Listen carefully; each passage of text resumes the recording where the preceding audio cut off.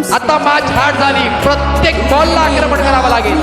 3 ball 15 ची match, 3 चेंडू 15 धावा, 15 धावा 3 बॉल। जागा बनवली आणि मग नंतर इम्प्रूव्ह व्हायचे स्ट्रोक फेकून दिले बॉलला, बॉल चाललाय। जर विजय प्राप्त करायचा असेल साई ऑटो व्हील्स संघाला तर इथनं 2 चेंडू 9 ची गरज आहे। फुलटॉस, मग त्या फुलटॉस बॉलला थारा नाहीये, फुलटॉल वसूल केला जाईल, बॉल चाललाय सरळ स्क्वेअर लेग बाउंड्रीला क्लिअर करणारा इट सामना संपलेला नाहीये। 1 बॉल 3 ची मॅच,